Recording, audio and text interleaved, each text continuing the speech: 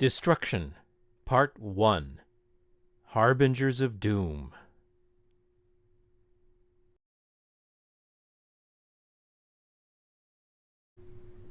I use the term bolide in this series to remain agnostic about whether an Earth-crossing object is a comet, an asteroid, or something in between. An Earth-crossing asteroid or other dry, rocky object on the last leg of its orbit would not have been detectable in antiquity until the last few minutes of its journey. Comets, of course, with their high reflectivity and long, misty sublimation tails, are a different story, and the people of antiquity had strong opinions about them. According to the Deep Impact pages at the University of Maryland, quote, "Comets have inspired dread, fear, and awe in many different cultures and societies around the world and throughout time. They have been branded with such titles as the Harbinger of Doom and the Menace of the Universe. They have been regarded as both omens of disaster and messengers of the gods." The erratic and unpredictable movements of comets led people in many cultures to believe that the gods dictated their motions and were sending them a message. Some tried to interpret the tail as the long flowing hair or veil of a woman in mourning, while to others the appearance was of a sword, marking an omen of impending war.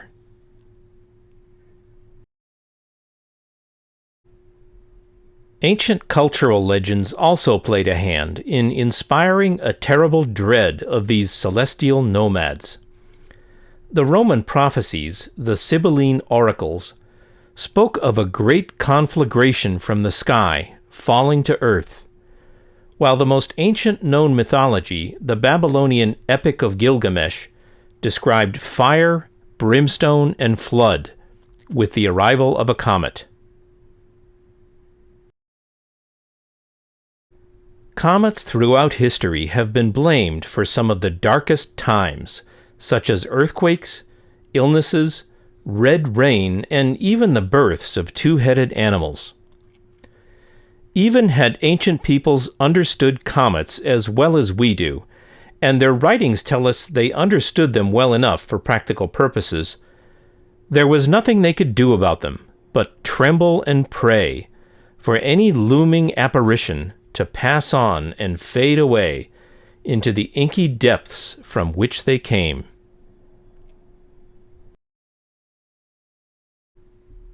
Chinese astronomers kept extensive records on the appearances, paths, and disappearances of hundreds of comets, compiling them into atlases dating back to the Han Dynasty.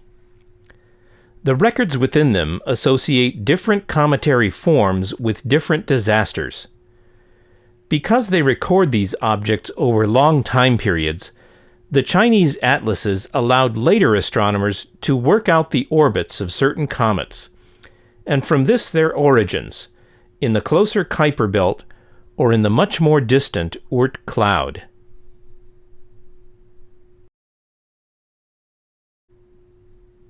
The University of Maryland page ends with reassurances intended to allay the fears and superstitions about comets that are rooted in deep time and that persist even today.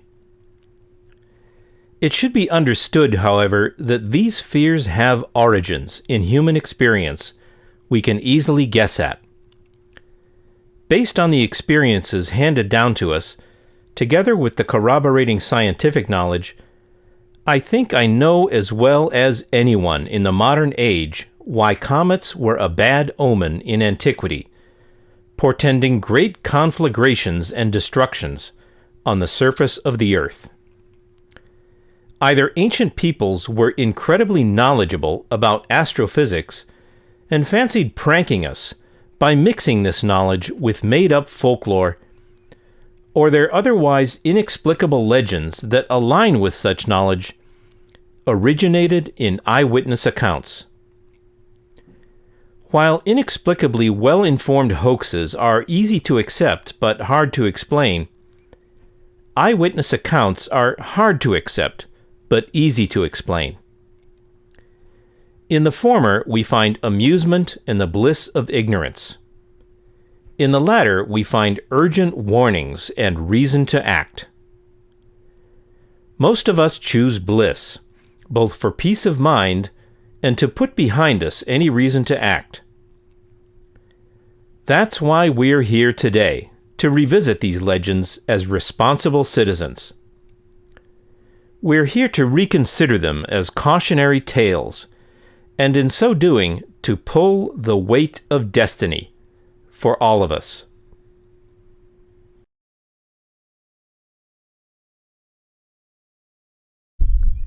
In short, the ancients knew about Earth-crossing objects from direct experience and kept records of past impact events to inform their posterity. Fear was all they could harbor.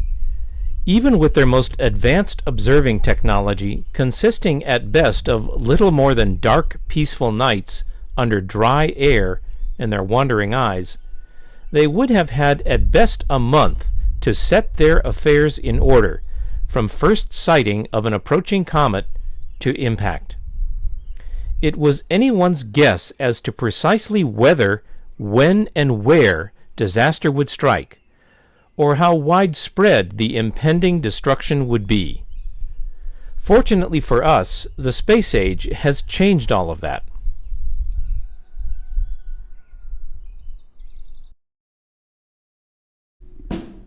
Astronomers and engineers today have marching orders and routines to follow on limited budgets, usually with the goal of study and experimentation.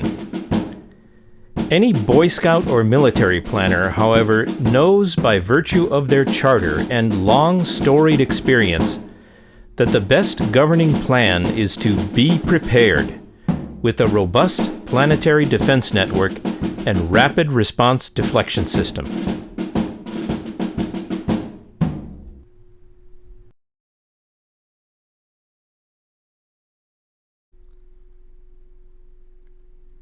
Destruction, Part 2.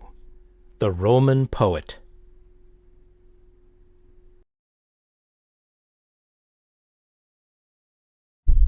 This is not an attempt to reconstruct in detail the destruction of Atlantis based on physical evidence alone. As in previous volumes addressing the location, historicity, and character of the place based on an abiding trust in the accounts handed down from antiquity, I endeavor in this volume to reconstruct a scenario for the destruction that interprets the received text in the context of modern science and of the physical remains. We find additional support in this phase of the analysis in the brief account of the Augustan Roman poet Publius Ovidius Naso, to whom modern historians refer as Ovid. Ovid was a Roman poet who lived during the reign of Augustus, Rome's first successful emperor. Although Ovid enjoyed enormous popularity during his lifetime, the Emperor Augustus exiled him to Tomis, the capital city of the newly organized province of Moesia on the Black Sea, where he remained for the last 9 or 10 years of his life.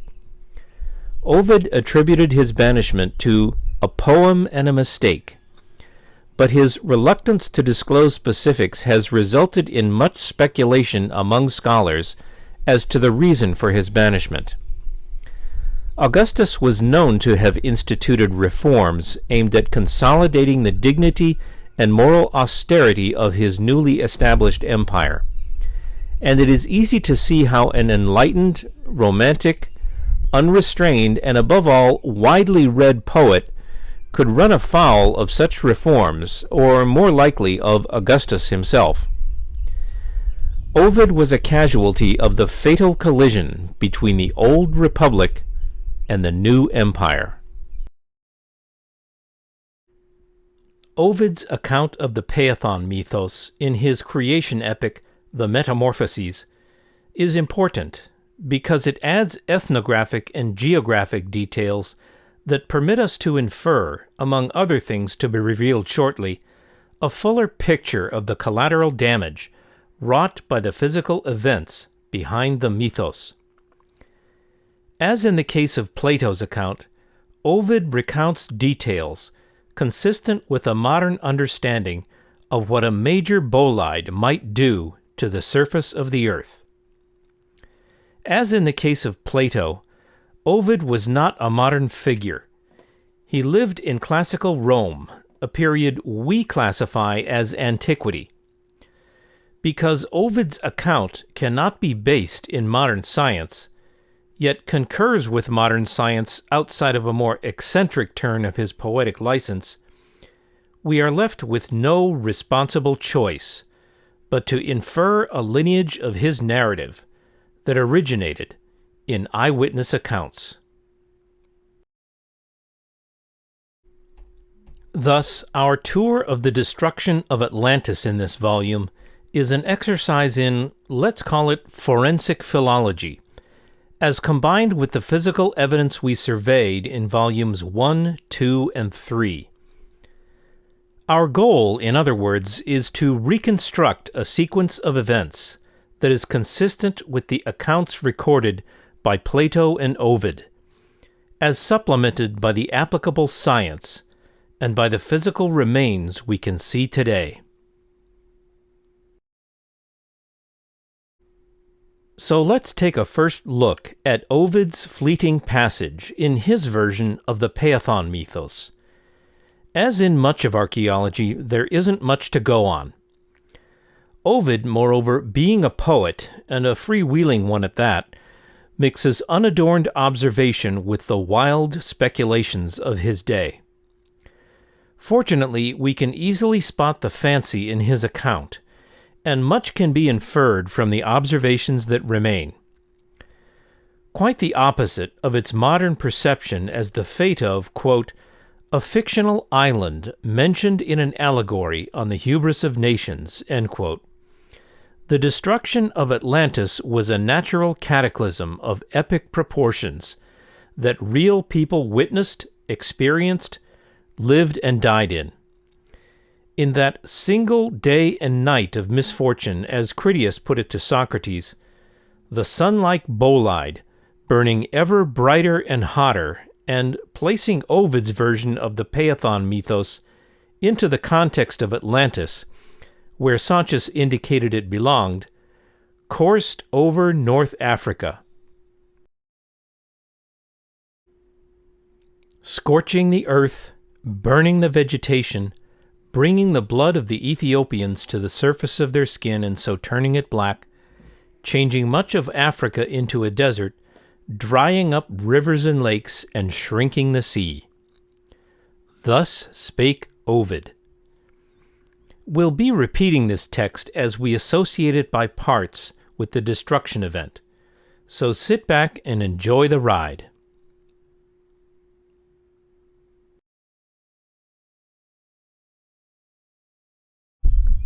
As noted above, Ovid's version is important because it gives us additional details that Plato's version does not.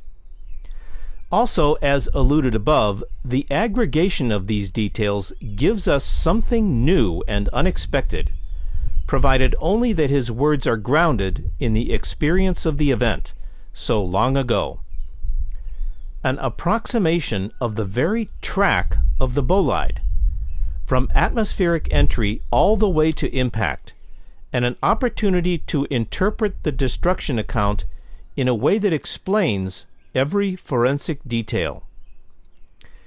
Ovid's geographical references map out a ground track, and the modes and levels of actual or imputed destruction suggest a low angle of incidence that exposed or was perceived to expose much of North Africa to its heat of passage, before impacting or, on closer examination, more likely exploding at low altitude somewhere offshore over the Atlantic Ocean. That's pretty impressive for a single line of poetry. Remember now, this doesn't prove anything, but interprets the picture the ancients have drawn for us in the context of modern science and of the physical remains.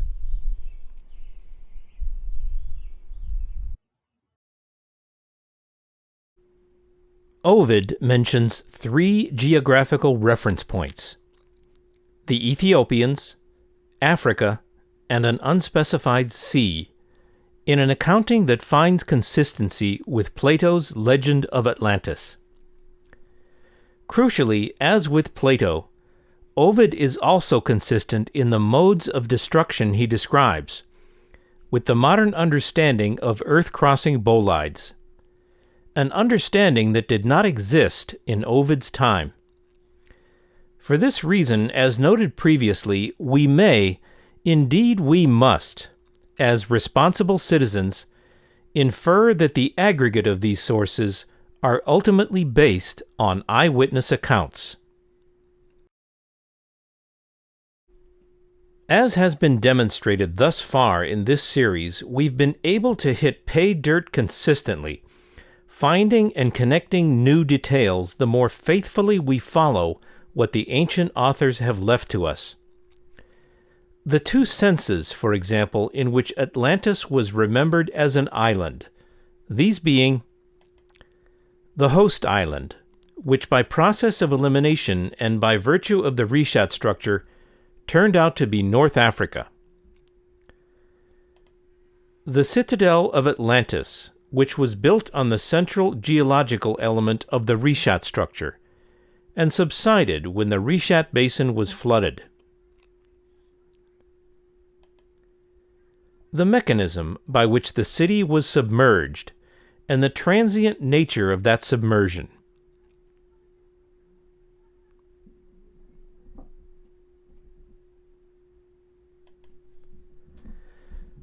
The striated terrain, so expansive as to be visible in its entirety only in satellite imagery, suggesting massive flooding across a wide swath of North and West Africa, in addition to the flooding of the transport channel, as described in previous volumes and reviewed herein.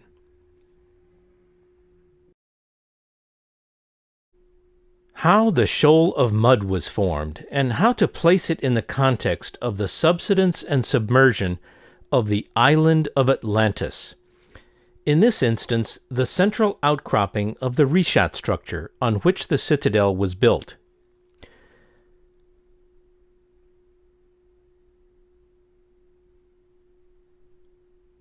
For which reason the sea in those parts is impassable and impenetrable, because there is a shoal of mud in the way, and this was caused by the subsidence of the island.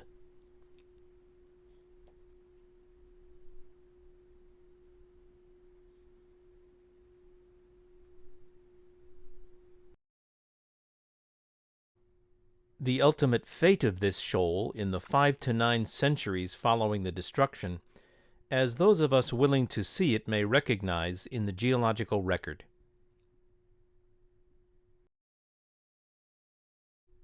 The true nature of orichalcum, based on the account of its mining and usage in Atlantean architecture.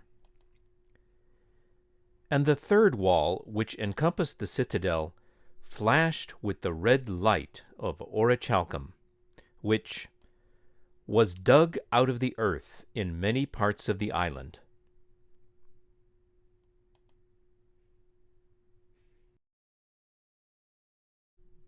These are but a few such details handed down to us from antiquity, that emerge from Plato's account when we examine it closely, without losing sight of the big picture the people he writes about paint for us.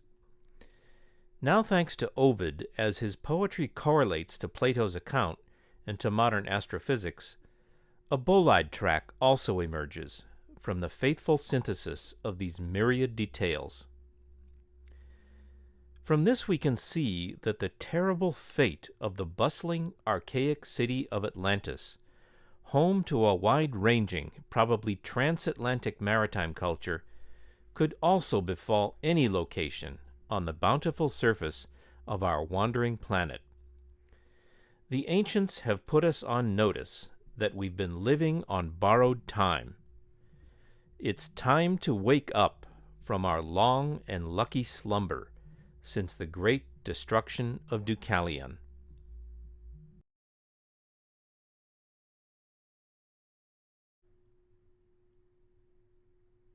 Destruction Part 3: The Bolide Track.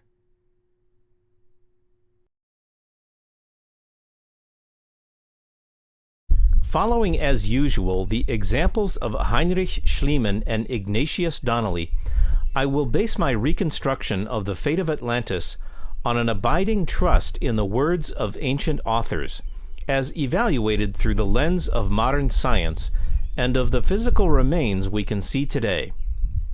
The Athenian scholar Plato is our primary source on Atlantis. By Plato's account, the legend of Phaethon belongs in the context of its destruction. The Roman poet Ovid sheds new light on this legend with his own version of the Phaethon mythos. Ovid's version adds valuable ethnographic and geographic references not found in Plato's text.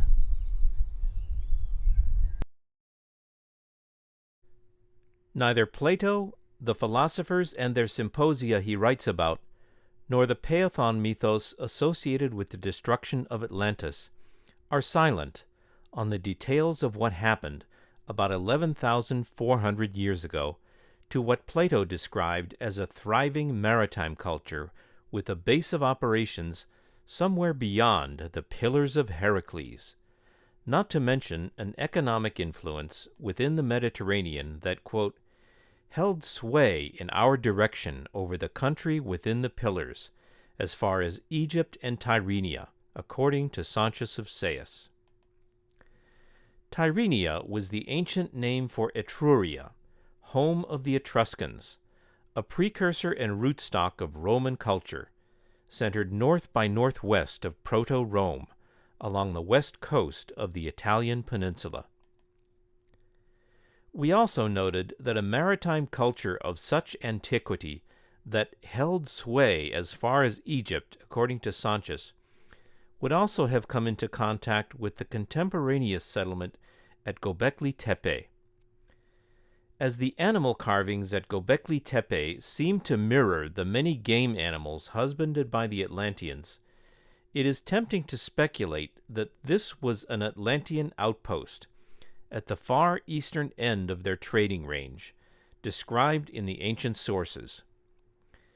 In Volume 1, taking inspiration from what has become a broad consensus among those who take Plato seriously, we narrowed down the precise, widely regarded, and all but certain location of Atlantis to a place in the Western Sahara, in present-day Mauritania, known as the Rishat structure, situated about 3,000 Roman common stadia, or 552 kilometers, east by northeast of the Atlantic coastal access point to the ancient city just north of modern-day Nouakchott. The remnants of what Plato described as an artificial or curated navigable waterway connecting Atlantis to the Atlantic Ocean at this location can be seen in satellite imagery. Depending heavily on their interpretation, traces can also be seen of the natural catastrophe that Plato tells us destroyed this antediluvian civilization twice removed, coincident not imprecisely in time with the onset of the Younger Dryas meltwater pulse 1b, circa 11,400 years before the present. The next oceanic bolide-induced deluge would not occur for another 6,500 years when, about 2,900 years BCE, a very large asteroid or comet penetrated the Indian Ocean to a depth of 3.8 kilometers, with enough energy left over to create a seafloor crater in the Earth's crust some 29 kilometers in diameter. What manner of mountainous space rock could have hammered such a cavernous hole into the Earth's crust after passing through as much seawater as modern airliners climb through to cruising altitude. The ancient Greeks called it the Great Destruction of Deucalion, and it appears to correspond temporally to the biblical deluge of Noah, described in the Hebrew Scriptures, and to the deluge myth in the Epic of Gilgamesh, among several other regional flood myths. By all accounts, this deluge was a protracted cataclysm of epic proportions that added magnitude to the meaning of the word biblical. In their 2005 scientific paper announcing the discovery of the Borehole crater, D. H. Abbott and her co-authors also noted their findings in the folklore from the surrounding regions. People in India observed the atmospheric debris plume and evocatively described it as doomsday clouds that look like a herd of elephants, emitting lightning, roaring loudly. These dense elephantine clouds fill up the sky. Several Indian myths describe fiery particles falling from the sky at the beginning of the deluge, as do myths from the Congo region of Africa and New Guinea, a seeming referent to the ballistic re-entry through the atmosphere of superheated ejecta. In a similar vein, other myths from Iraq, India, and New Guinea talk about hot water falling from the sky. In the case of the Borehole impact, therefore, the eyewitness accounts behind the folklore indicate that the bolide was large enough to eject molten seafloor debris out to the limit shown here by the circles on their map, and had energy enough to spare to vaporize and loft millions of tons of seawater into the stratosphere, thus setting the stage for the longest catastrophic deluge in, well, it does now seem, recorded history. You'll notice that I've kept the skies clear in certain places on this map. Recall from earlier volumes the words of the Egyptian priest Sauntius of Sais in Plato's Timaeus. Whereas in this land, Egypt, neither then, at the destruction of Atlantis, nor at any other time, does the water come down from above on the fields, in deluges, having always a tendency to come up from below, tsunamis climbing up the Nile Delta, for which reason the traditions preserved here, in Egypt, are the most ancient. Based on the experience in Egypt, we can infer similar situations elsewhere, by the time of the Borehole impact circa 5,000 years ago, in places like the desertified Sahara or the Australian outback, whose desert climates, high ground reflectivity, and thermal uplifts have a tendency at all times to repel and dissipate rainfall.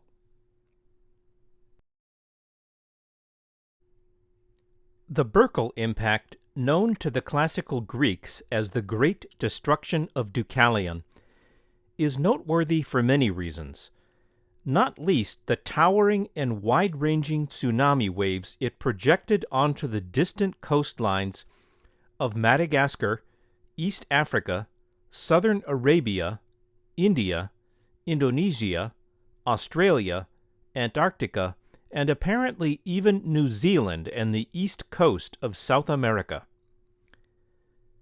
From the distant vantage of surviving eyewitnesses, it would have looked something like these hydrogen bomb test file images from the early 1950s, which depict controlled events whose explosive yields were but a tiny fraction of that produced by the Borehole impact.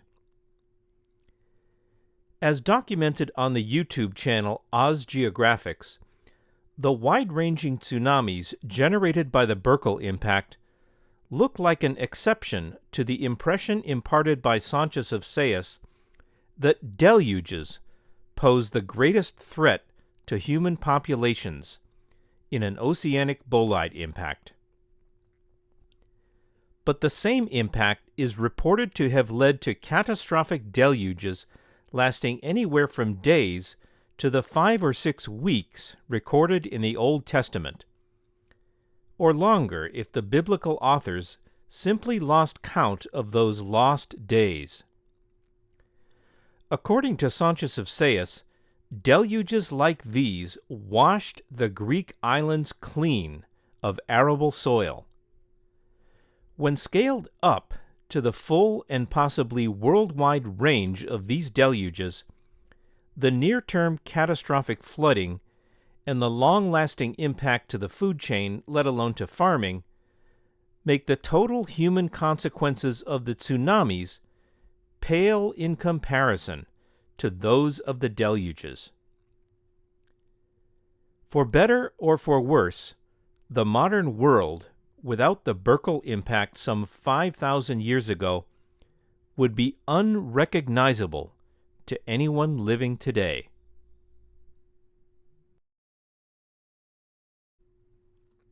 The artist's rendition you're looking at now may be the first graphic depiction of the folklore reported in the Dallas H. Abbott scientific paper covered earlier. I could not find anything like it elsewhere, so I commissioned it especially for this volume from Vic's Draw user ArtStyle Mode on Fiverr.com.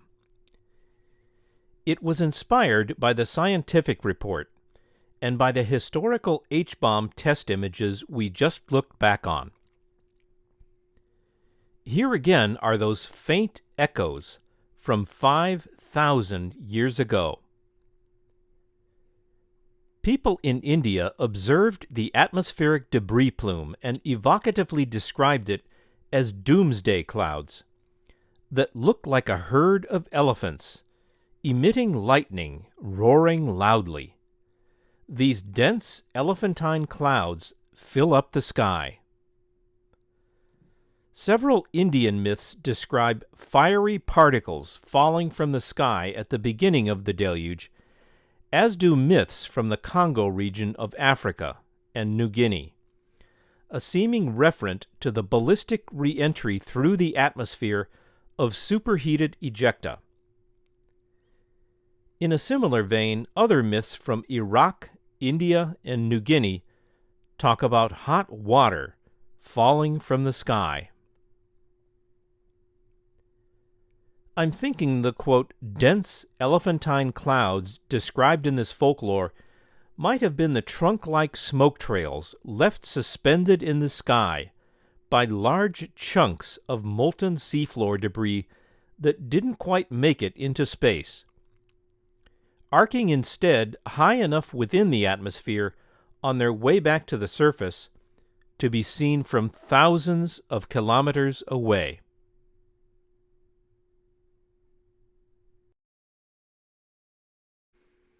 This, then, is a reconstruction of the third great destruction before Deucalion, as described by Sanchez of Sayas to the Greek statesman Solon according to Plato, based on an abiding trust in the ancient sources, and on a perception as elaborated in Volume 2 of myth as encapsulated history.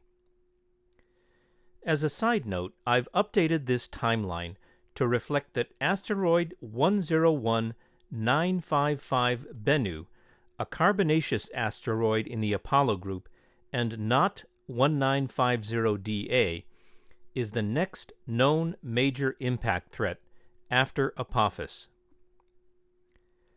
Per Wikipedia, Bennu is a potentially hazardous object that is listed on the Sentry Risk Table and has the highest cumulative rating on the Palermo Technical Impact Hazard Scale. It has a cumulative 1 in 1,750 chance of impacting Earth between 2178 and 2290, with the greatest risk being on 24 September 2182.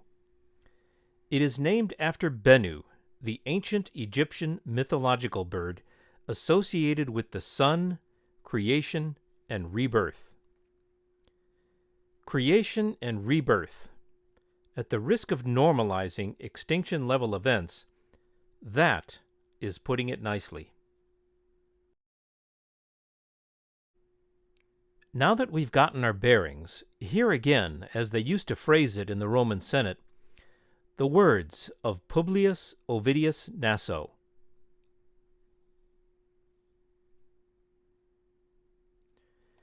Let's focus first on Ovid's hapless Ethiopians. It's easy to spot Ovid's poetic license in his wild and perhaps unintentionally comedic guess at how the Ethiopians acquired their typical skin tone.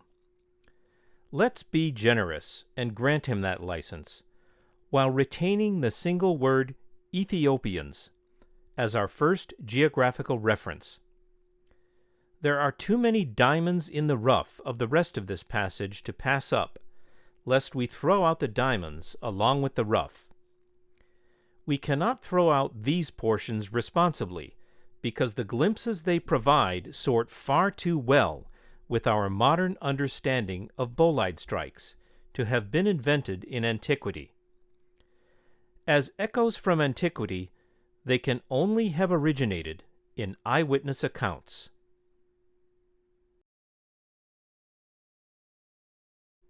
In ancient times, the name Ethiopia was primarily used in reference to the modern-day nation of Sudan, which is based in the Upper Nile Valley and is located south of Egypt, also called Kush, and secondarily in reference to sub-Saharan Africa in general. Here then lay a wide swath of Kushites and witnesses, living alongside the Egyptians, to whom the Egyptians referred as Ethiopians in antiquity. The Greeks were close allies of the Egyptians from time immemorial, and according to Herodotus, derived much of their culture and theology from the precedents set by seemingly ageless Egypt. Since Ovid was drawing on Greek and perhaps Egyptian sources as well, we can be confident of who and where he meant by the Ethiopians. As we can see on the inset map, they were geographically synonymous with the upper or southern Nile Valley by 700 BCE, coming up fast on the Roman Republic, which would be founded about 200 years later. More than most who survived this antediluvian destruction event, the Ethiopians appear to have lived it to the extreme.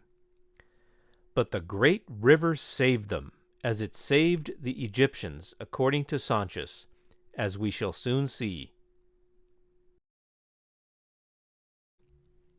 Ovid provides us with our first geographical reference point. He mentions the Ethiopians as having been affected by the heat of the Bolide's passage. We can infer the following from this piece of the puzzle when combined with Sanchez's remarks in Plato's Timaeus. 1. The Bolide passed over Ethiopia. This again is from Ovid. He doesn't even mention the Nile River. 2. The Bolide passed over the Nile River. Sanchez tells us this much in the Timaeus after describing a great conflagration of things upon the earth, which recurs after long intervals. At such times, those who live upon the mountains and in dry and lofty places are more liable to destruction than those who dwell by rivers or on the seashore. To this Sanchez adds, "And from this calamity the Nile, who is our never-failing Savior, delivers and preserves us." As discussed in Volume 1, we can understand today the reason for this. The greater thermal inertia of water than of land, which acts as a damper on temperature changes, thus protecting those who live near enough of it from sudden extremes. That this riparian savior of the Egyptians is never failing leaks a stunning implication: that this is not the first time the Nile River has saved them from blistering hot bolides, or, in the case of land impacts, from the post-impact fallout of molten spherules. But the Atlantis destruction event is described by all accounts as what we can understand today as resulting from an oceanic impact. From this we can infer that this particular great save attributable to the Nile River was from the bolide's heat of passage, and not from a post-impact heat pulse. Elsewhere, Sanchez tells Solon plainly about the many other great destructions of mankind. But here we find evidence that the Egyptian records were consistent on this point. 3. The bolide moved from east to west. We know this because it passed over Ethiopia and impacted in the Atlantic Ocean, close enough to Atlantis to affect it severely. We know the bolide impacted water because the impact resulted in a deluge. We know it impacted water close to Atlantis because the ensuing deluge was told to have lasted at most a full day, quote, a single night of excessive rain, and, quote, in a single day and night of misfortune, end quote. Remember? That's not the signature of a protracted worldwide deluge. It's the signature of an event whose effects, however severe, were localized, or at most regional, limited by some combination of the size of the bolide and an acute angle of incidence that lofted much of its moisture laterally, directly into the troposphere, rather than vertically into the stratosphere, where it would have been caught up in worldwide circulation currents before settling back down into the troposphere and precipitating out as a catastrophic deluge weeks or months later, as was postulated in the scientific analysis of the Deucalion event we covered a few screens ago, some 6,500 years later. Based on the record of Plato and of the associated Phaethon mythos, this bolide had the Green Sahara and the port city of Atlantis written all over it. 4. The angle of incidence was acute. We suspect this because the Egyptians are told to have believed that the Ethiopians were affected by the heat of passage, suggesting that it was already low enough in altitude as it passed over them, and because the bolide then went on to its strike point in or over the Atlantic Ocean. When aggregated, these details trace out an acutely low angle of incidence atmospheric transit, spanning the full width of the Sahara Desert. That's a long way to go for a bolide already low enough in altitude to have affected the Ethiopians by its heat of passage, or in any case to have led the Egyptians to report that they were.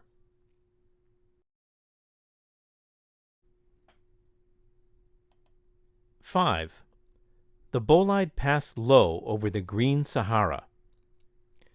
The remainder of Ovid's passage corroborates the Egyptian account according to Plato by describing additional ways in which the passage of the bolide literally set fire to what was then a Green Sahara in its prime. We know from Sanchez, for example, that the bolide, a celestial body in the mythical guise of Phaethon, burnt up all that was upon the earth. To this we may compare the account of Ovid, in which the incompetent Phaethon careens onward in his father's chariot, scorching the earth, burning the vegetation, bringing the blood of the Ethiopians to the surface of their skin, and so turning it black, changing much of Africa into a desert, drying up rivers and lakes, and shrinking the sea.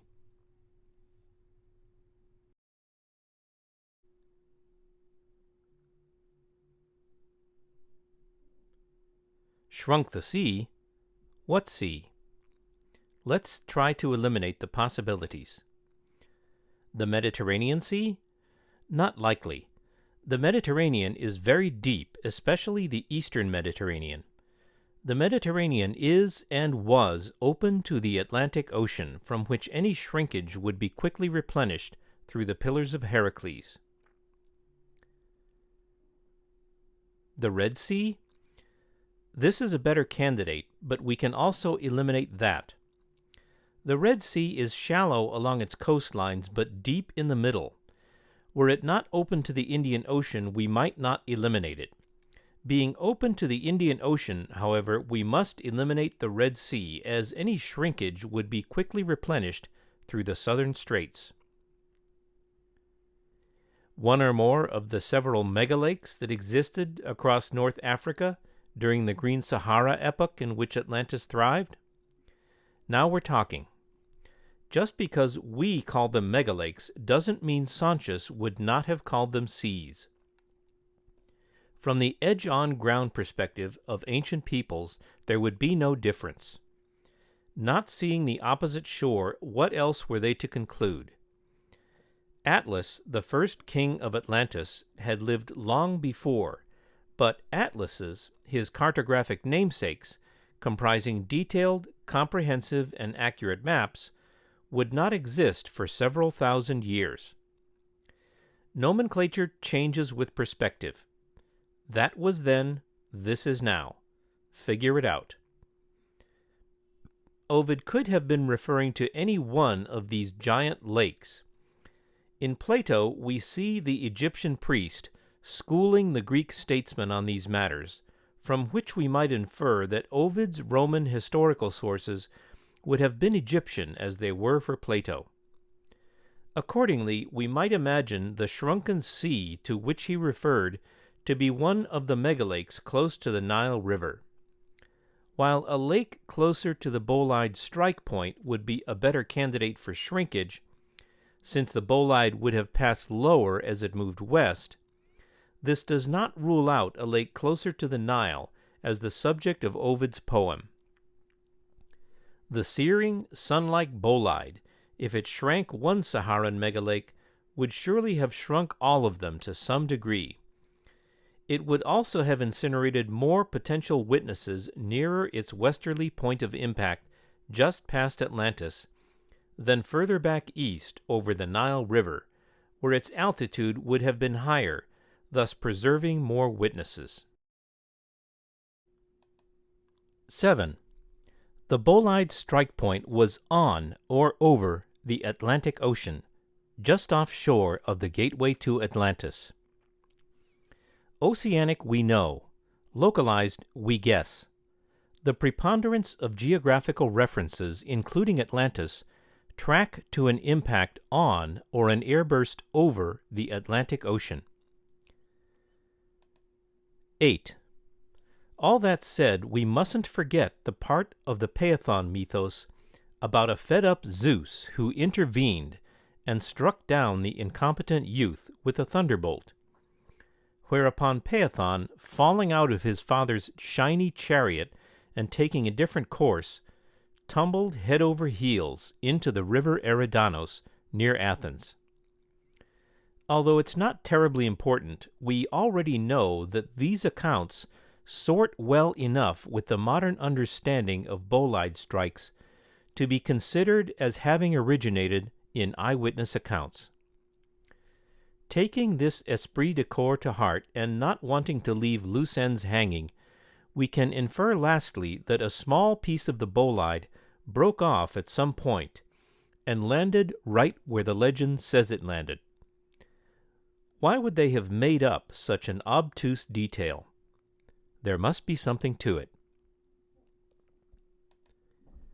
9. Before we move on, let's venture one last inference. Was the bolide a Kuiper Belt object?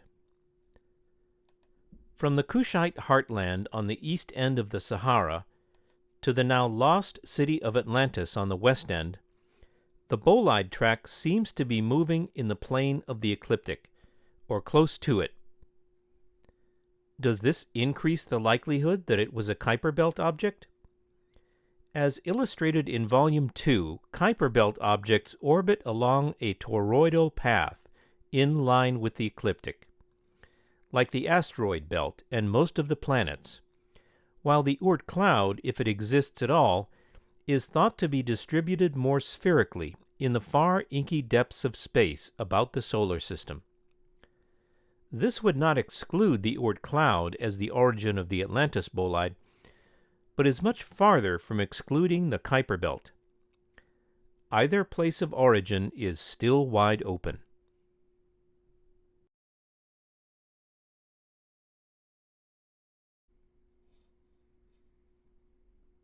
Destruction, Part 4. Impact Dynamics.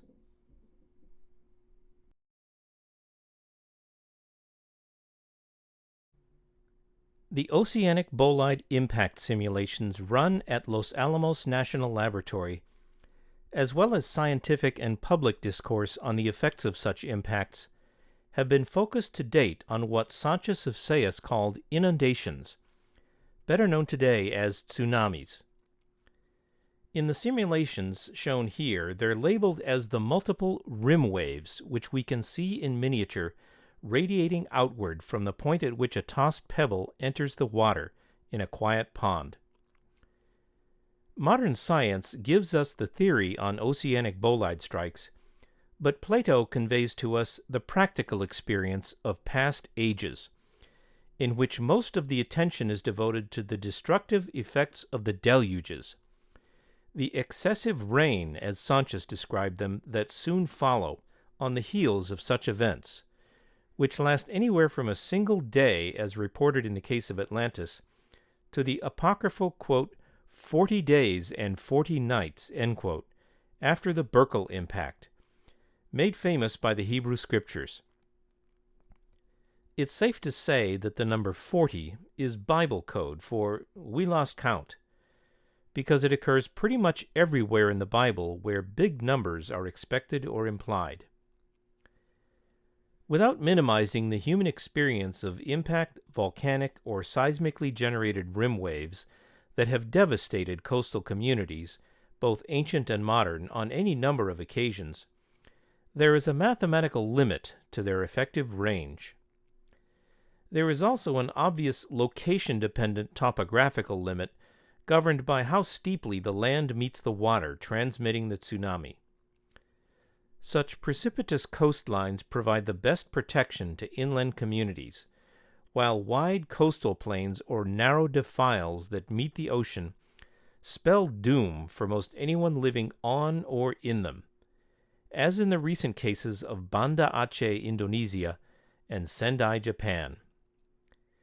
Less obvious are the refractive influences of even small islands which bend incoming waves around them and significantly dissipate their energy, thus protecting any coastal areas behind them.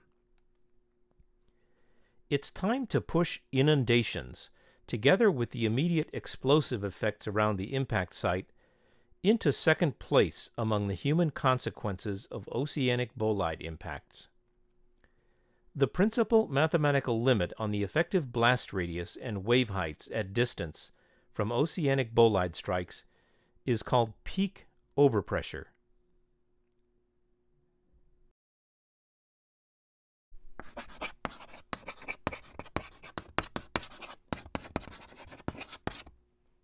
What does this peak overpressure equation mean for a bolide impact?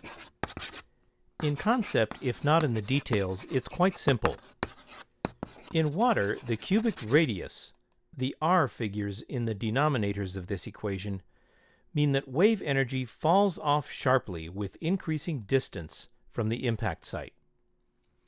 In air, which we shall study separately in just a moment, this limitation is reduced when the ejected seawater makes it into the stratosphere, and is eliminated altogether in practical terms for ejecta that arc up beyond the denser portions of the stratosphere into suborbital space.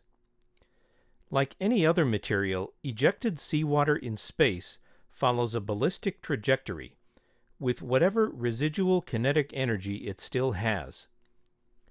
In this way, lofted moisture can cover large geographical areas before settling back down into the stratosphere, where some of it will then enter long-term circulation with the jet stream, while other portions settle further still into the troposphere.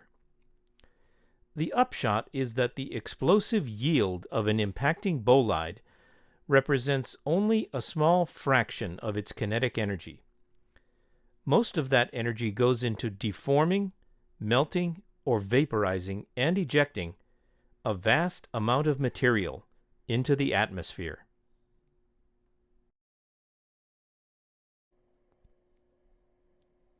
As you can see in this chart, peak overpressure in a water wave drops off sharply with increasing distance from the impact site, as represented by the equation. A similar principle to be studied shortly applies to the atmospheric shock front as the blast plume pushes out laterally from the epicenter into an atmosphere of equal density per altitude in all compass directions. As in water, the inertial resistance of the atmosphere to the outward movement of blast energy and materials in the lateral direction places strict limits on how far moisture or other ejecta can travel directly outward from the blast point, even in an airburst event. As you can see from this chart, peak overpressure drops off less sharply in air than in water, due to the lesser density of air, decreasing a little more rapidly than linearly with increasing lateral distance from the impact site. As noted above, most of the water vapor that makes it into space follows a ballistic trajectory on which it can spread out over great geographical distances in a matter of minutes before re-entering the stratosphere. Some of the ejected vapor gets sucked up into the superheated borehole, so to speak, the bolide had just drilled through the atmosphere. Water in the stratosphere can circulate for weeks or months if it gets caught up in the jet stream. Once back in the troposphere, the water vapor will supersaturate the air, form up into gathering clouds, and precipitate out as rainfall over surface conditions that attract rainfall, such as oceans, lakes, jungles, grasslands, and other darker, cooler, greener topography that tends to absorb rather than reflect heat, and thus doesn't create the sort of convective activity characteristic of deserts. The convective activity over deserts, by contrast, dissipates and repels rainfall, and drives it over to adjacent regions, which is how deserts stay dry.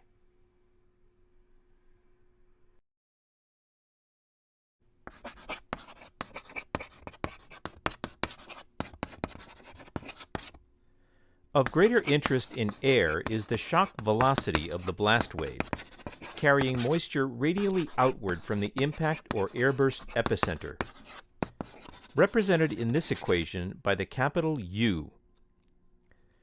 We know up front that the speed of sound c0, the ratio gamma of the specific heats of the medium, and the ambient pressure p0 are atmospheric constants at the altitude of interest. This leaves the peak overpressure P to control the lateral shock velocity U at that altitude. As we know from the previous charts, peak overpressure drops off rapidly with distance from the epicenter of a blast, with explosive yield W. In particular, the peak overpressure in air drops off about linearly with the lateral distance in proportion to the cube root of the explosive yield.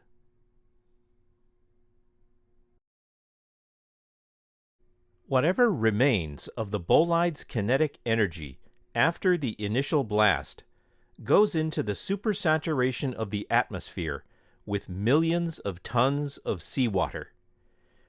After settling back into the lower atmosphere in which we all live, this megatonnage of vaporized seawater forms up into a gathering deluge of literally biblical proportions.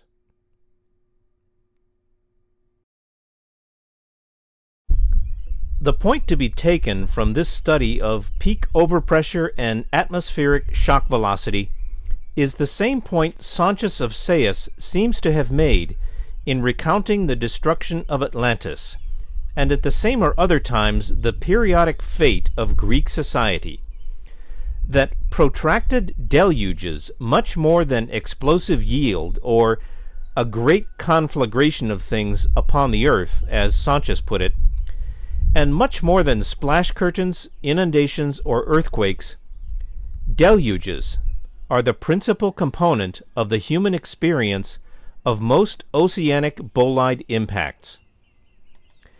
This is because deluges, not tsunamis, will be the principal mechanism through which water from an oceanic bolide impact reaches significant geographical distances from the impact site. Even the water projected by the splash curtain, assuming it reached land, would most likely be delivered to ground level in the form of a sort of deluge before the deluge, a more sudden and immediate prelude to the protracted secondary deluge of the sort described in many a momentous cultural tradition. In these traditions, as we can understand them today, water vapor precipitates in cataclysmic and protracted deluges in the hours, days, or weeks following impact. Most people today have an appreciation for tsunamis, as these are often caused by subsea earthquakes. Like bolide strikes, both major and minor, earthquakes are recurring natural phenomena. We have all seen images of the destructive power they can and do cast upon low-lying coastal settlements. What most people do not understand today is the catastrophic nature of bolide-induced deluges. The reason is simple. Most of the long intervals between the major bolide strikes mentioned by Sanchez of Sayas are measured in thousands of years. No one alive today has any experience of these events, nor do our ancestors of modern memory. Due in large part to the sweeping destruction they wreak, not to mention the efficiency with which they wash away not only human records, but every trace of human society, only scant and quiet whispers of such events have survived to the present day. The deluges of the sort that Plato describes are the farthest thing imaginable from a routine weather-induced downpour. They are not just rainfall, but catastrophic rainfall. Plato describes these rare but recurring deluges as altogether washing away the arable soil from the Greek islands, along with entire coastal communities and their inhabitants, in a torrential runoff, laying bare the bedrock and leaving only the simple mountain shepherds to tell the tale in childlike myths and restart Greek society. In Plato's account of the destruction of Atlantis, the deluge causes the city to disappear into the depths of the floodwaters, its foundations to subside, the attacking or occupying contingent of Athenian warriors to sink into the earth, and a shoal of mud to fill up and block the 550-kilometer navigable waterway that connected Atlantis to the Atlantic Ocean.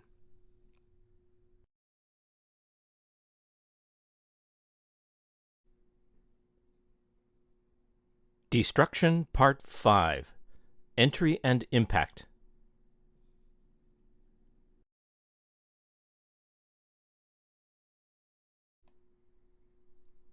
Plato tells us there was a deluge.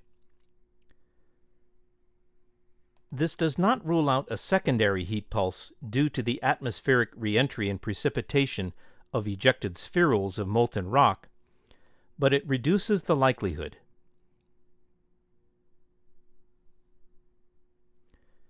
A combination of these two could result from a bolide strike precisely on or very near the coastline, or from a very large bolide, like the one that created the Borehole crater, which we covered previously. A Burckle-sized bolide would have disrupted the seafloor crustal layers, but seems outsized for Plato's Atlantis. A coastal impact for obvious statistical reasons would be a rare instance of an already rare event. Consider also that a secondary heat pulse would cover a wide area in all directions from the strike point, not just Ethiopia and Egypt, as are mentioned in the received accounts. Nor does a nonspecific area-wide dispersion of molten spherules fit the metaphor that comes down to us from antiquity in the mythos of a sun chariot careening out of control as it burns up the countryside, whereas the incendiary heat of passage of an earth-skimming bolide fits it perfectly.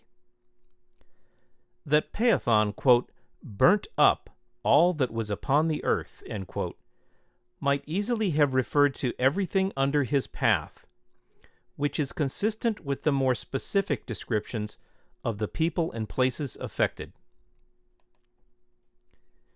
Therefore, the incineration events described by both Sancius of Sais and Ovid of Rome were most likely due first and foremost to the heat of the bolide's earth-skimming passage to impact. While this does not rule out a secondary heat pulse due to atmospheric re-entry of molten spherules of ejected rock, neither do such spherules appear to have played a part in the destruction based on our sources.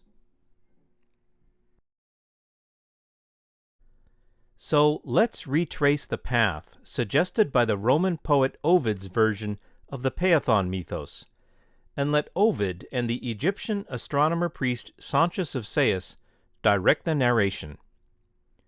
We can then each be our own judge as to how closely the path shown here matches up with the accounting we receive from antiquity of an earth-skimming bolide that scorches anything unprotected by the moderating influence of water on the land beneath its path. There is a story, which even you, the Greeks, have preserved, that once upon a time Phaethon, the son of Helios, having yoked the steeds in his father's chariot, because he was not able to drive them in the path of his father, burnt up all that was upon the earth. And remember, Phaethon, quote, was himself destroyed by a thunderbolt, end quote. Let's not leave that out. Earth cried out to Jupiter, the Roman equivalent of Zeus, who was forced to intervene by striking Phaethon with a lightning bolt, airburst.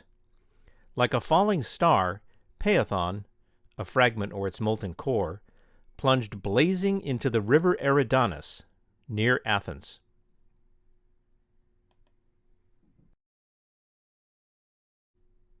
Now this has the form of a myth, continued the Egyptian astronomer Sancius, but really signifies a declination of the bodies moving in the heavens around the earth, and a great conflagration of things upon the earth, which recurs after long intervals. At such times those who live upon the mountains and in dry and lofty places are more liable to destruction than those who dwell by rivers or on the seashore.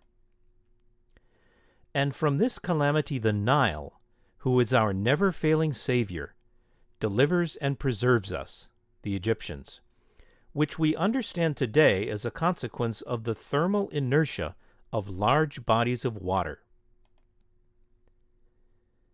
The horses veered from their course, scorching the earth, burning the vegetation, bringing the blood of the Ethiopians to the surface of their skin and so turning it black, changing much of Africa into a desert, drying up rivers and lakes, and shrinking the sea. Because the bolide, according to Ovid's version of the Phaethon mythos, coursed low enough over Ethiopia to affect them, and lower still over North Africa until landing in or over water to create the deluge, it would have coursed along its lowest point above land over Atlantis, the Reshat structure, just before impacting or detonating over the Atlantic Ocean.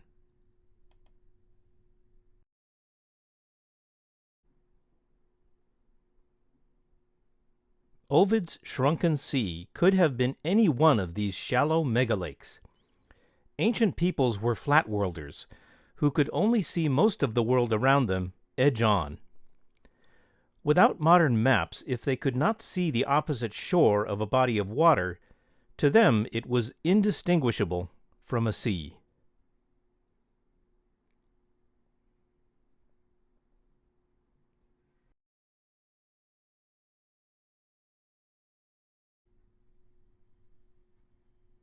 Destruction Part 6. Adding a Third Dimension. Now that we've aligned our Bolide Track with the clues handed down to us from the Egyptian priest and the Roman poet, let's add a third dimension to get a better sense of the physical event. The main thing to notice first is that this particular bolide seems to have been a real earth skimmer. I have not yet researched how a bolide with such a low angle of incidence could have plied a course that kept it close enough to the curving Earth's surface over such a long distance to wreak the havoc that Sanchez and Ovid tell us it wrought. One solution to this dilemma is that the bolide did not actually enter the lower atmosphere until it reached somewhere about the middle of the Sahara Desert, and that the circumstances of Ovid's bit about the Ethiopians, which we can already recognize as an embellishment made after the fact, were not exactly as he described them.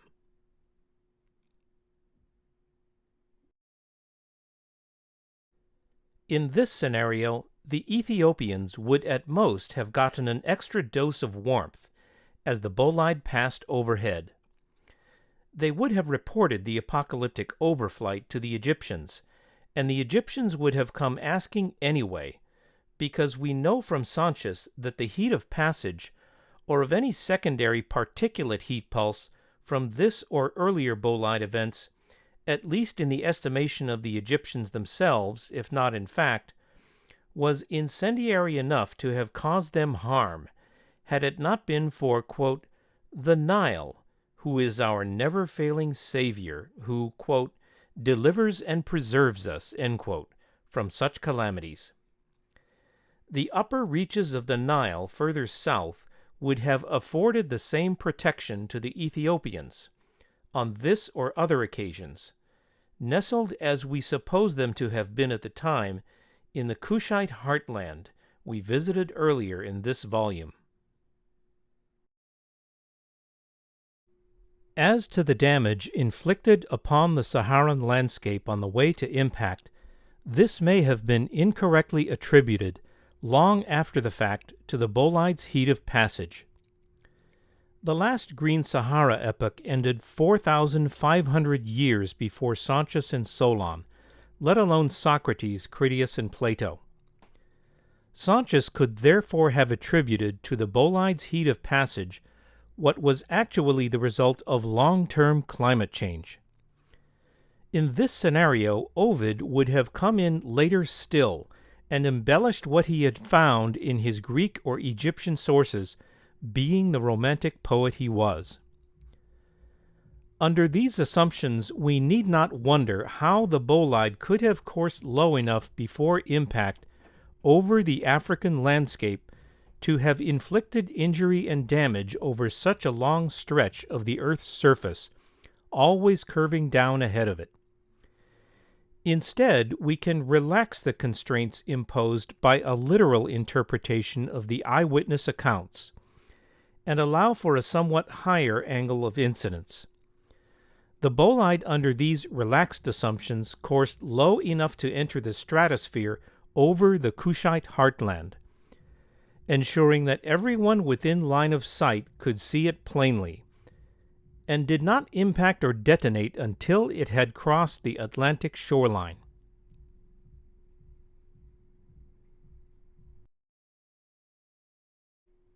I've revised my conjectural strike point near the Cape Verde Islands a little to the north of my first guess in Volume 1, based on the converging geometry of the nearby desert streaking. The geometry looks a little different from this oblique angle, and I noticed in these background images a more compelling fit, even a bit horseshoe-shaped, consistent with a shallow angle of incidence, to a west-southwesterly bolide impact embedded in the sea floor just off the eastern coastlines of Santa Maria and Ray. You can easily see it in the impact segments shown here, and even more clearly in those that follow, right at the terminus of the Bolide Track. The animations at the point of impact signify the lofting of the millions of tons of seawater into the atmosphere that modern science predicts for such events, and which are needed to account for the, quote, single night of excessive rain, end quote, reported by Sanchez of Sais to Solon, and by Critias to Socrates. A deluge severe enough to have, quote, washed away the earth and laid bare the rock, as Sanchez described it, of various islands in the Mediterranean, and to have raised and moved enough mud to wash away, west-southwestward, the island citadel of Atlantis, to have filled up and blocked off its once navigable waterway to the Atlantic, and to have built up visibly to subsequent mariners, quote, a shoal of mud in the way of the coastal access. This shoal, massive enough to become worthy of the stories that Sanchez collected, would in due course collapse into what we can see off the coast today as the Mauritanian Undersea Slide Complex.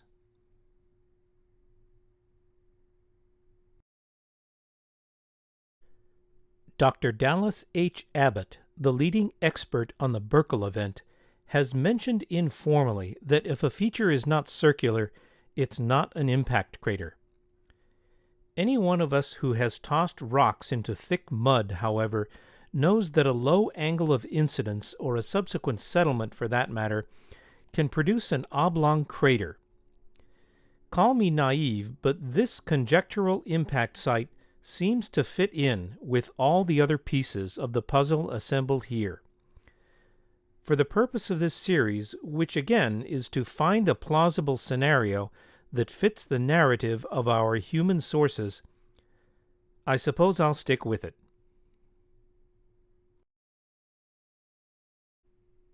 That said, the possibility remains that the bolide vaporized itself in an airburst event, which is not unlikely for an object having passed through so long a segment of the atmosphere. The internal heat of the object would have been driven up sharply and sustained over the course of such a lengthy atmospheric transit.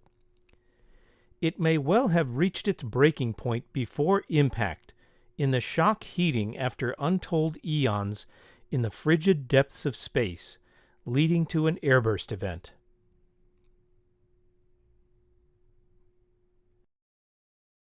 It's anyone's guess as to how much of the desert streaking we see today was created by the splash curtain, how much by the deluge that followed, and how much by the runoff from the increased rainfall over the months and years that followed, as the portion of the seawater that had been lofted into the stratosphere circulated around the globe and rained back out on its way to restoring the prior equilibrium of atmospheric moisture content.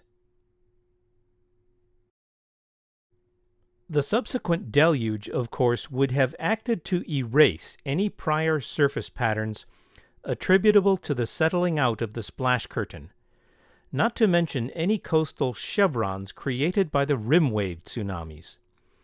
I will propose further the possibility that the patterns we see today, stretching far inland from the West African coastline east of Atlantis, are the result of a blending of these aspects of the rapidly unfolding, then slowly settling, cataclysmic event, as shall be illustrated shortly.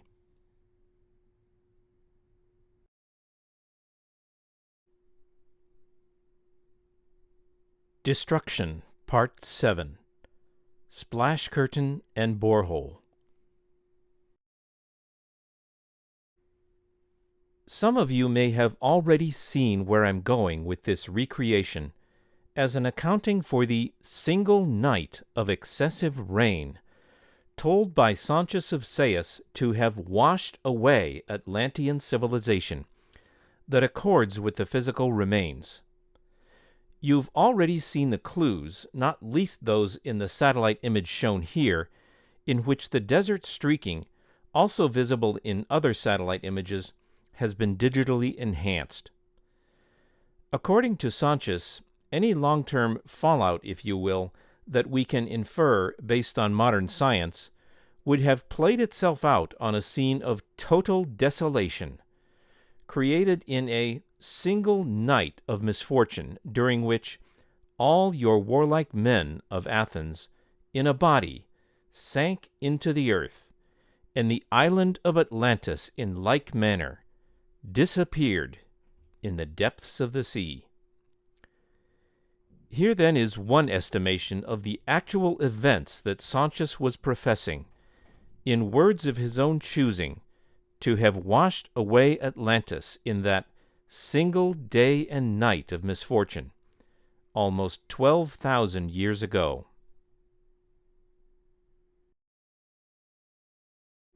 As noted above, some of you will have seen this coming. I've flipped one of the oceanic bolide impact simulations horizontally for consistency with the Atlantis viewing angle to which we've grown accustomed. A pattern to notice in the Los Alamos simulations is that airburst impacts tend to loft more moisture into the atmosphere than water-penetrating impacts. This makes sense. Because an airburst doesn't have as much work to do in displacing liquid water, a lot more of the bolide's explosive yield is left over to vaporize and loft seawater, and a lot more seawater is exposed to the heat of detonation. But do you notice anything else happening here?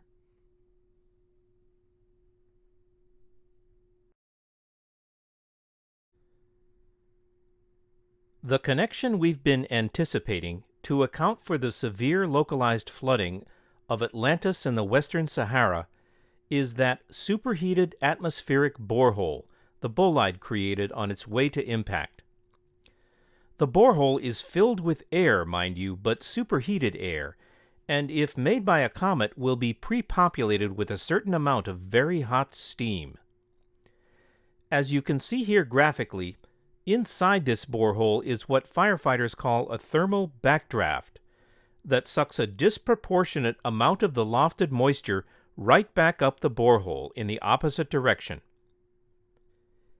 In the case of the earth-skimming Atlantis bolide, whose borehole would have been much closer to the ground, this excess of lofted moisture is sucked right back over the city of Atlantis.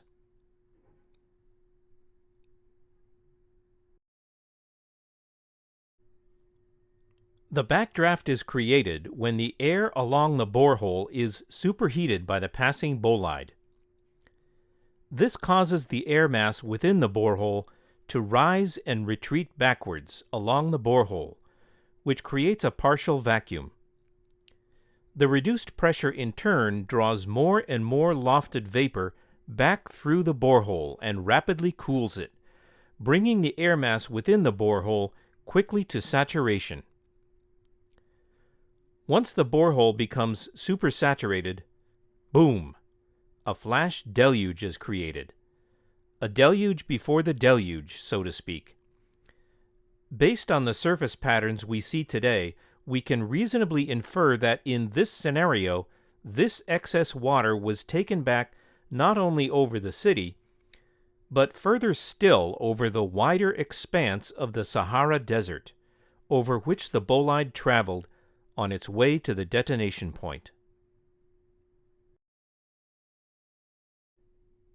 Let's note finally that the mathematical limitations we examined earlier on how far and how fast this vaporized seawater can be transported through the atmosphere, peak overpressure and shock velocity, if you recall, don't apply here, because the incoming bolide has already created a pathway and a reverse transport mechanism. The thermal backdraft is actively drawing a portion of this lofted vapor back along that path. A larger bolide would cut a hotter and wider borehole, sucking back a greater amount of moisture, and would loft more moisture at the point of detonation to feed the backdraft.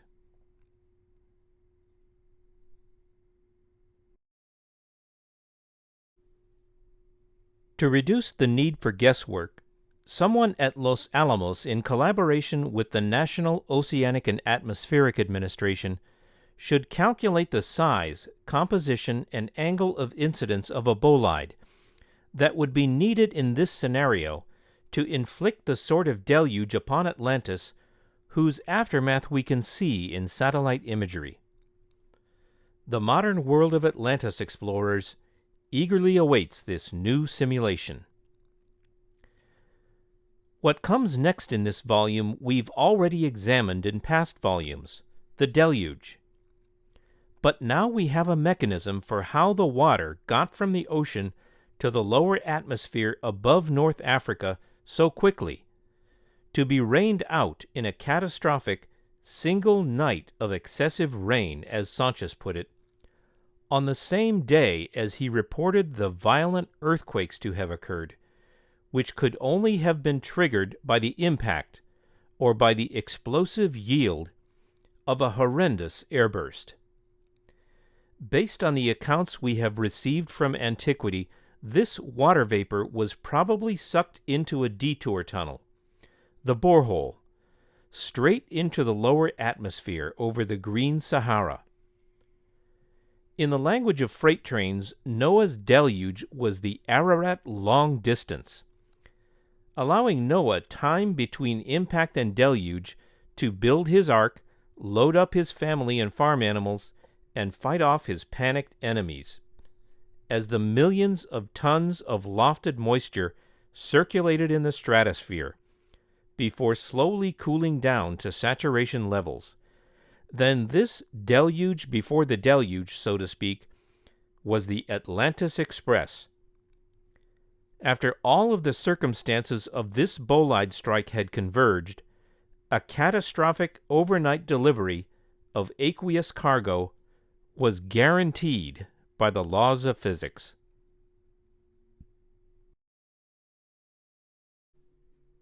To set the stage for the deluge, let's enumerate what the Atlantis bolide would have done to the atmosphere above Atlantis, along what the records from antiquity suggest was a very low angle of incidence. 1. Sanchez spoke of a single night of excessive rain, from which we might infer the time of day at impact. 2. A late afternoon impact gives the moisture lofted at an angle into the lower atmosphere time to complete its journey to the air over the Green Sahara by nightfall.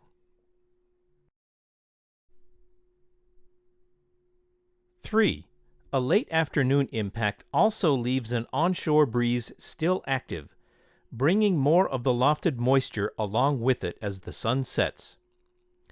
4. An onshore breeze is a daily phenomenon along many coastlines, as is a nightly offshore breeze. 5. These daily breezes result from the differential heating and thermal inertia of water versus air. They are ubiquitous around the globe. 6. The incoming bolide superheats the atmosphere along its course. 7. An Earth skimmer, like this would appear to have been, would have accumulated considerable heat over its unusually long atmospheric transit, elevating the air and possibly vapor temperatures along its course to extreme levels. 8. After exploding on or above the surface of the ocean, a disproportionate amount of vaporized seawater is drawn into the superheated borehole by the thermal backdraft thus created, all the more because of the unusually high temperature built up during the Earth-skimming bolide's long atmospheric transit. 9. The partial vacuum created by the bolide's heat of passage and the resulting thermal backdraft rapidly cool the vapor drawn into the borehole. You can feel this pressure-related cooling effect in an aerosol spray can when you use it. Each nozzle press bleeds away more pressure, and along with it stored heat, until the can starts to feel icy in the palm of your hand.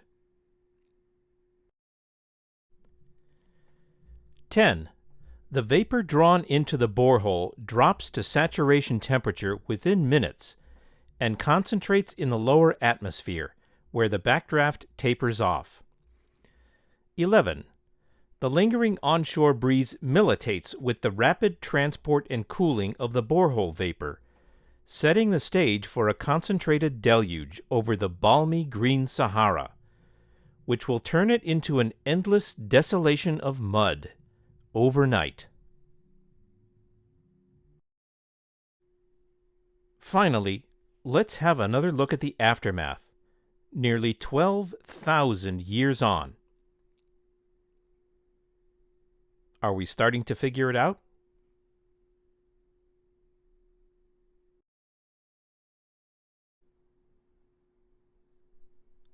Destruction, Part 8. Deluge and Subsidence.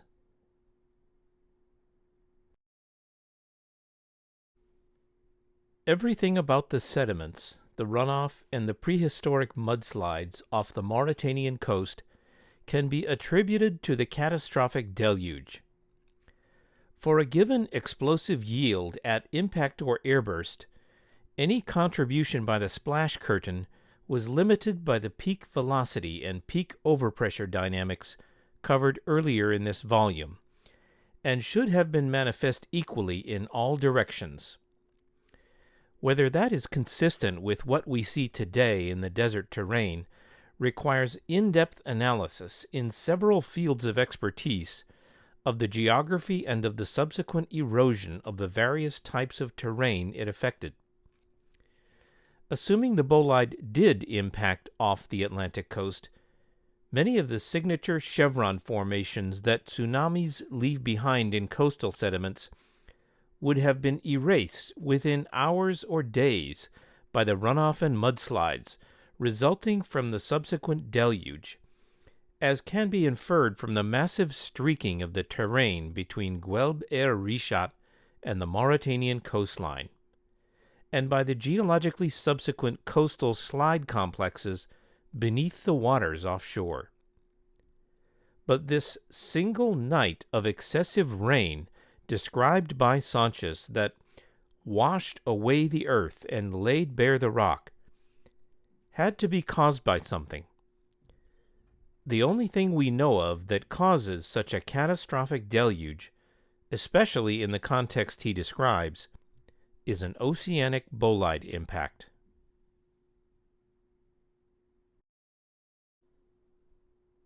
Even Critias had trouble wrapping his head around the sheer scale of the waterborne resources transport channel the Atlanteans had built uphill of the city, quote, fashioned by nature and by the labors of many generations of kings through long ages.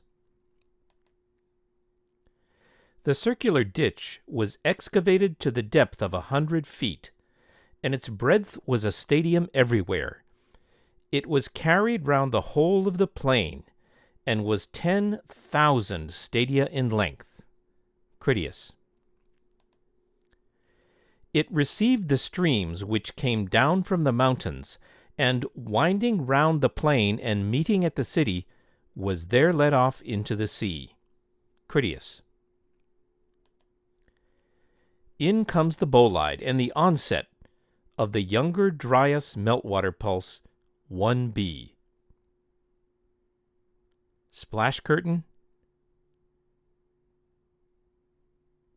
and borehole backdraft. Now this has the form of a myth, continued Sanchez about the Peathon mythos, but really signifies a declination of the bodies moving in the heavens around the earth, and a great conflagration of things upon the earth, which recurs after long intervals. Sanchez of Sais in Plato's Timaeus. For the fact is that a single night of excessive rain washed away the earth and laid bare the rock. At the same time there were earthquakes. Critias.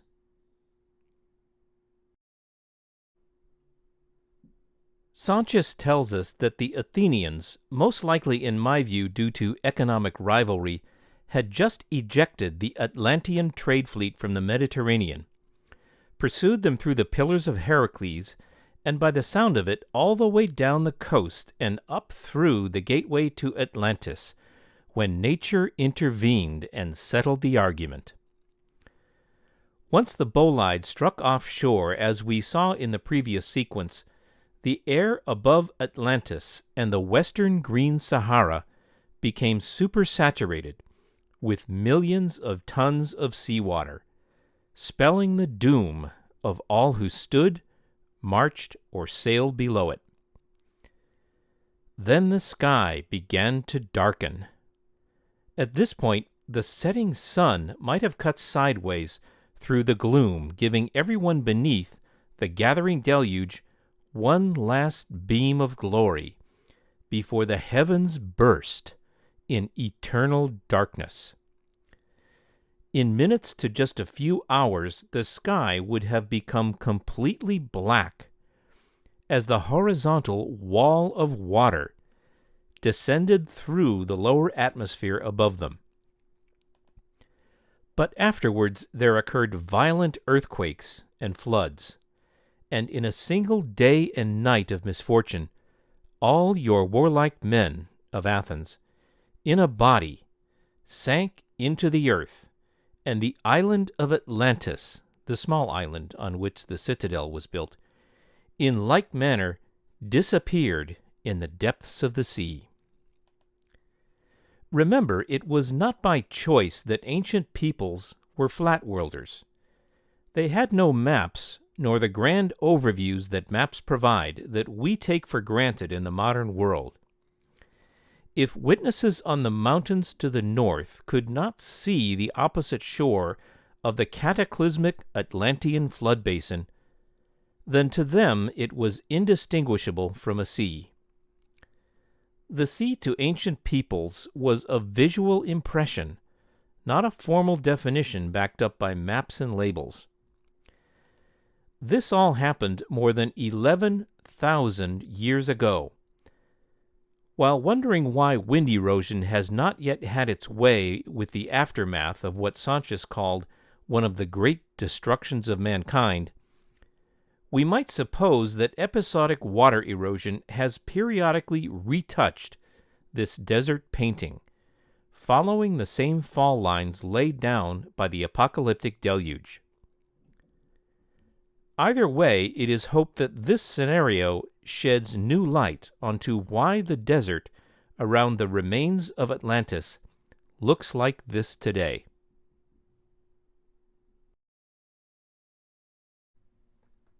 Let's take one more look at this key sequence, as it brings the chain of events described by Sanchez of Sais to a grand convergence.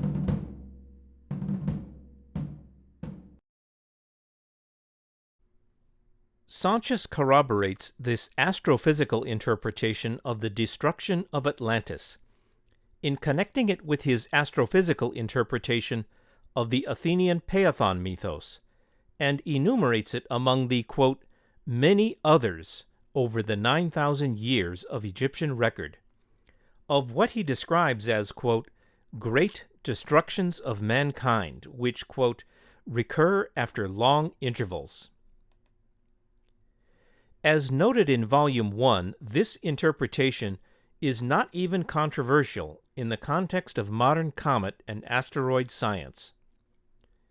The detail in his descriptions would not have been understood in his time, leading us to the inexorable conclusion that they could only have originated in eyewitness accounts.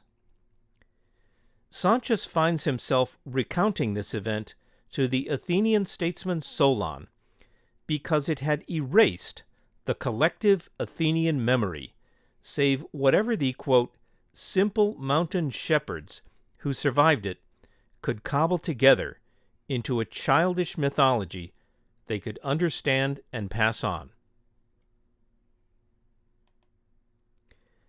And so you have to begin all over again, like children, and know nothing of what happened in ancient times, either among us or among yourselves.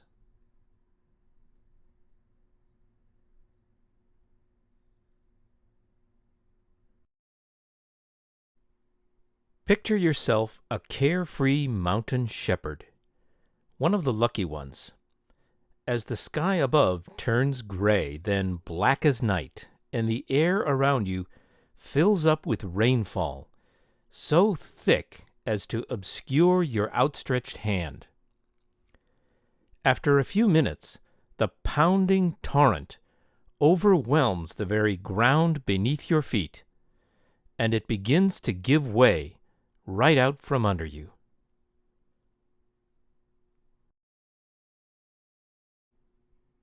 Unable to see and not knowing whether you will be swallowed up by the earth, you drop and slide into the abyss, alternately tumbling, floating, sinking, and coughing up water as you thrash in the liquefied mud, and the torrential rain fills your upturned mouth every time you gasp for air.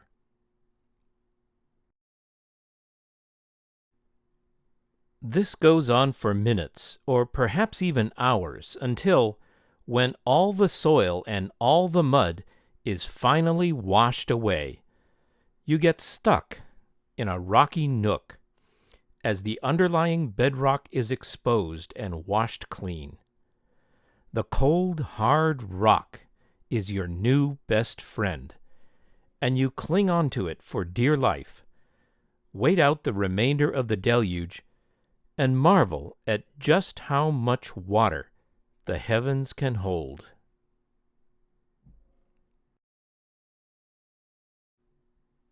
The experience of the advancing Athenian warriors and of the Atlantean defenders standing guard against them before the citadel of Atlantis on the central island behind them would have been something like this. Nothing less would adequately explain the remains we can plainly see today.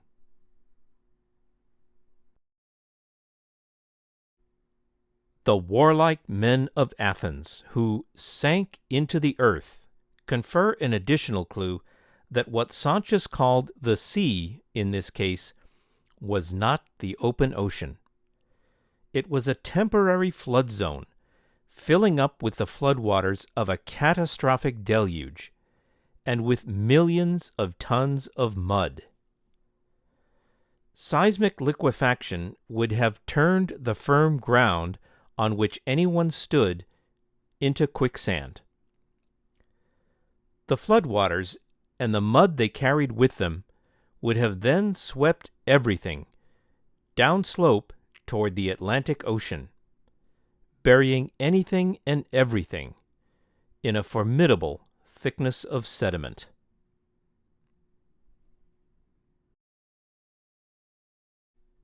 May they all rest in peace now that we are beginning to understand what happened to them. May they know from afar that their cautionary tale would inure to the benefit of their posterity, provided their posterity, that's us, would have the wherewithal to get off our posteriors and take preventive action. Some still living in our midst are among the first generation to have acquired this wherewithal. So that part of the story is only now just unfolding.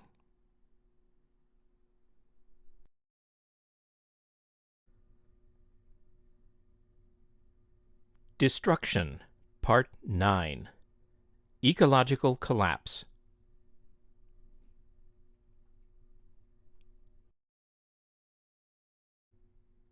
Some scholars trace the biblical story of the Garden of Eden to the earlier Greek legend of the Garden of the Hesperides, visited by Heracles on the business of his 11th labor.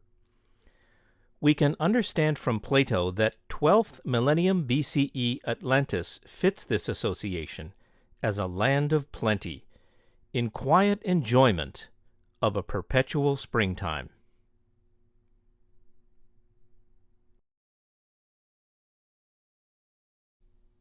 "350 years later, in his Metamorphoses, an encyclopedic exploration of the phases of human existence over the eons, Ovid of Rome describes the 4 ages of the world, starting with the Golden Age. The earth itself, too, in freedom, untouched by the harrow and wounded by no plowshares, of its own accord produced everything. And men, contented with the food created under no compulsion, gathered the fruit of the arbut tree, and the strawberries of the mountain, and cornels, and blackberries adhering to the prickly bramble bushes, and acorns which had fallen from the wide-spreading tree of Jove." Echoes of a Paradise Lost. We need not presume that Atlantis was the only such paradise to have vanished in the mists of time as a result of bolide strikes. More than just Atlantis is likely to have been affected by the Younger Dryas meltwater pulse 1b. And Sanchez tells us of these, quote, "great destructions of mankind," that there were, quote, "many others."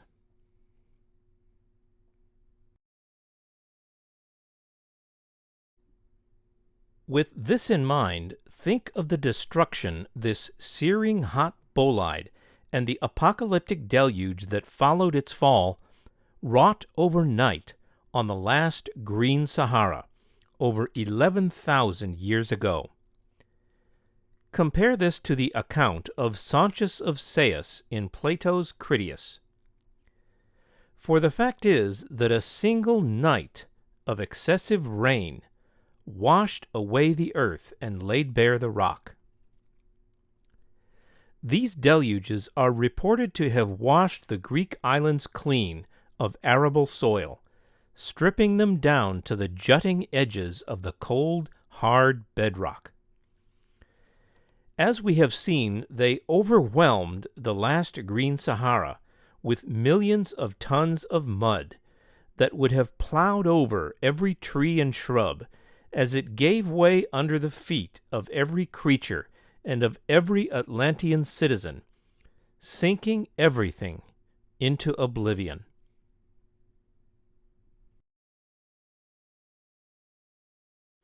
Now just think of what such an event must have done to regional and in some cases global food supplies.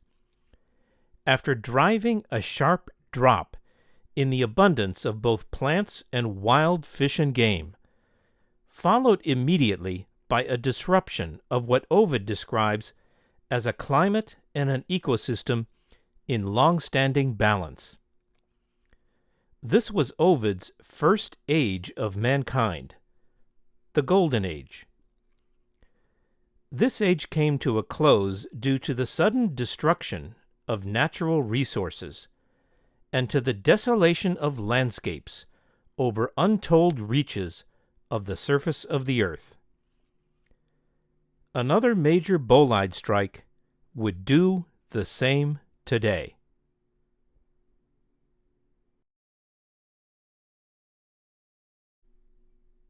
Ovid goes on to describe the second age of mankind, the Silver Age, in which, quote, "For the first time were the seeds of Ceres buried in long furrows, and the oxen groaned, pressed by the yoke." This seems to chronicle the onset of agriculture, the need for which would indeed be made urgent by the sudden washing away of the layer upon layer of rich, fertile soil, built up over the long ages of the perpetual springtime of the prior Golden Age, in which the bounty of the earth roamed and grew in abundance, of their own accord.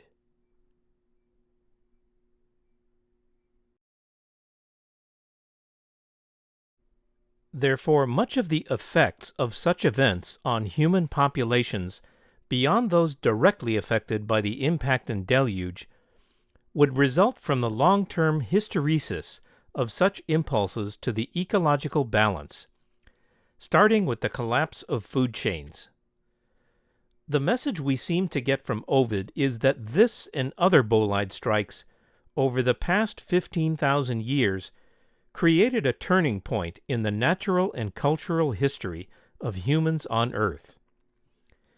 Thus deprived of the native abundance of a biosphere in blissful equilibrium, they would struggle to survive, and in the Bronze and Iron Ages that followed, would enter into bitter competition with one another over the scraps that remained, even to the present day.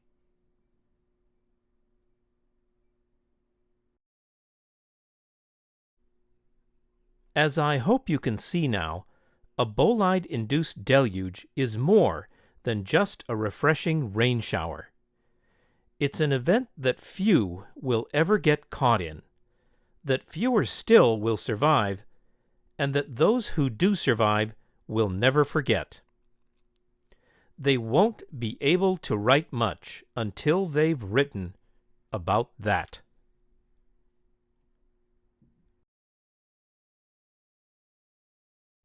Such apocalyptic cataclysms, so it would seem, are the triggering events in the physical world of a paradise lost in the mythical world, heralding the onset of desolations, of misery and of bitter struggles. Mondays Explained. I've said it before and I'll say it again. Myths can be metaphorical, but that does not make them fictional.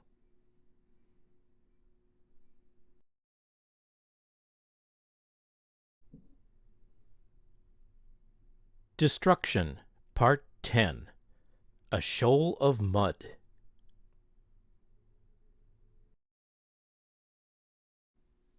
And finally, in review, to solidify the order of events, here is a quick encore of how that shoal of mud in the way came to be.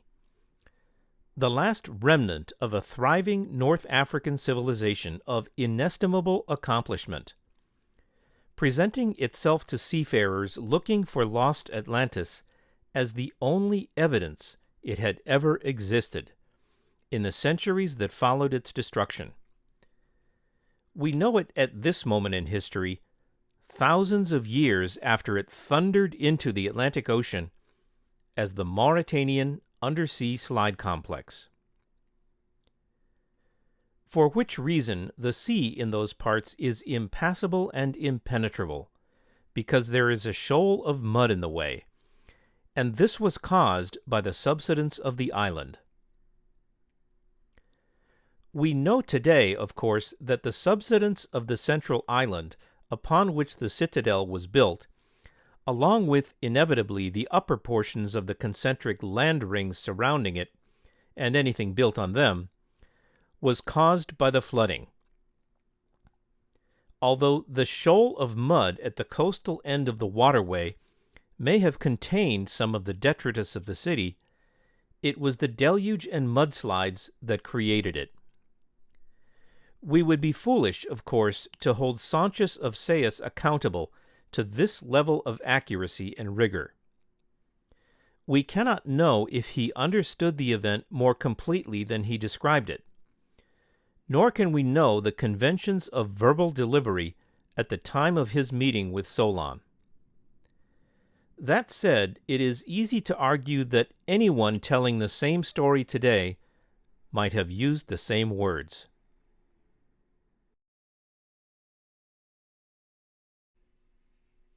We don't have to imagine the inestimable mass of sediments, mud as Plato called it, that such a deluge could have washed across the Mauritanian landscape on its way to filling up the legendary navigable waterway and to coursing across the landscape, burying everything in its path.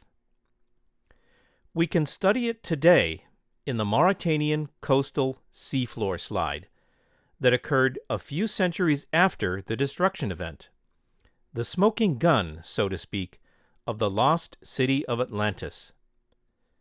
Those who persist in doubting the historicity of Plato's Atlantis must now turn a blind eye also to this plainly visible remnant. At some point this mudslide had to have been a coastal shoal, and a coastal shoal is precisely what Sanchez described, as having been visible to disappointed mariners in the centuries before it was created.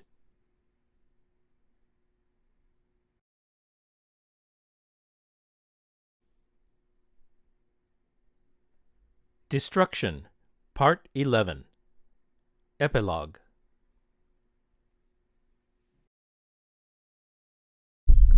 Setting aside the numerous physical traces we've explored of the Atlantis that Plato described, not least the concordant geographical positioning, layout, and measurements of the city, the visible remnant of the Atlantic Access waterway, and the temporally correlated coastal undersea slide complex, there are indications of a purely rational nature that it was not a fictional narrative, meant only to impart to posterity, quote, a morality lesson on the hubris of nations, end quote. Several of these rational signals we've already covered in previous volumes.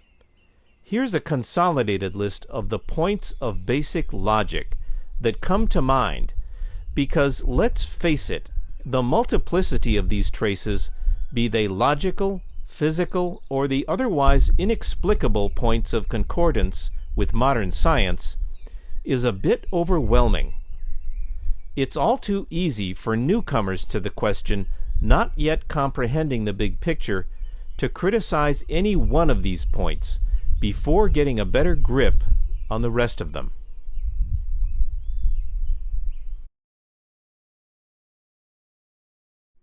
One.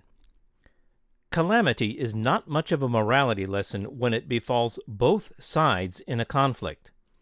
In this case, both the Atlanteans and, quote, all your warlike men of Athens.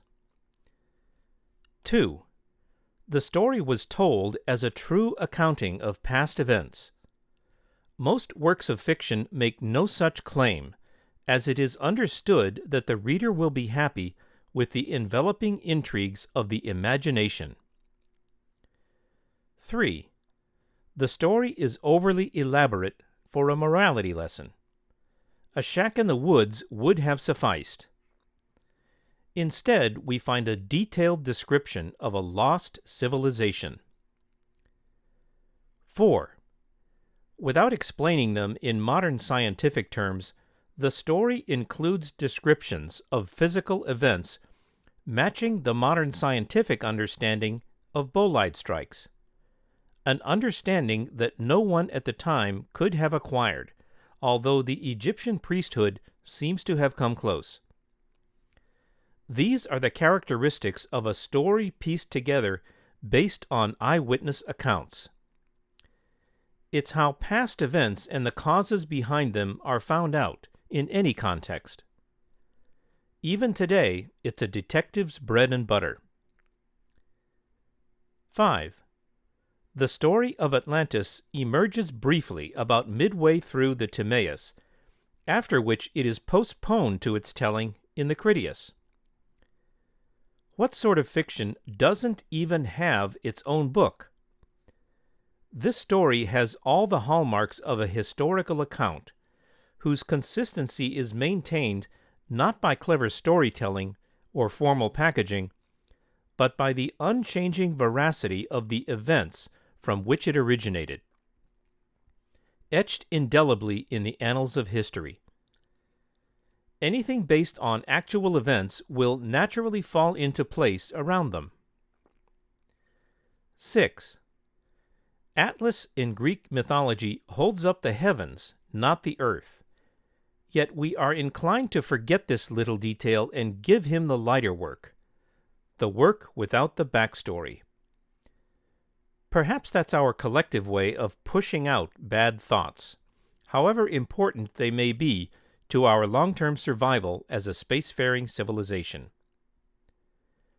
Oblivion is an interesting word. When it comes to the needful things we leave undone, oblivion in the cognitive sense can beget itself in the physical.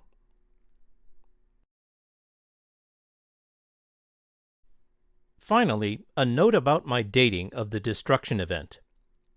In Plato's Critias, it is clear enough that when Critias says, quote, 9,000 was the sum of years which had elapsed since the war, it was Critias speaking at Socrates' symposium, and not reciting the words spoken by Sancius of Sais to Solon about 200 years before.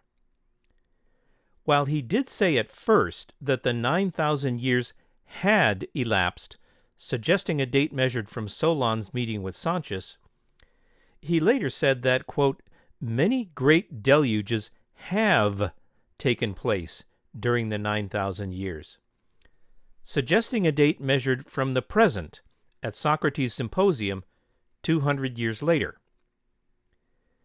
If we measure the 9,000 years from the approximate date that Solon met with Sancius in Egypt, which was about 600 BCE, assuming they met when Solon was at midlife, this places the date of the Atlantis destruction at about 9,600 years BCE.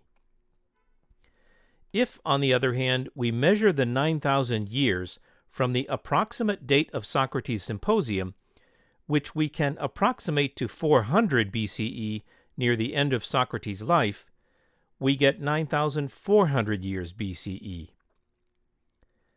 The popular consensus estimation today stands at around 9,600 years BCE, which is the result we get when measuring from Solon's meeting with Sancius of Sais. The estimation I've been using in this series is 9,400 years BCE, which is the estimation we get when measuring from Socrates' symposium with Timaeus, Critias, and Hermocrates 200 years later. There is, however, another point in favor of the latter dating, that is, from Socrates' symposium resulting in 9,400 BCE. I was already running with the 9,400 BCE estimate based on Socrates' symposium when I came upon the matching date of the Younger Dryas meltwater pulse 1b. Needless to say, that matchup sealed the deal for me. 9,400 BCE it is, therefore, at least by my own accounting, or about 11,400 years before the present.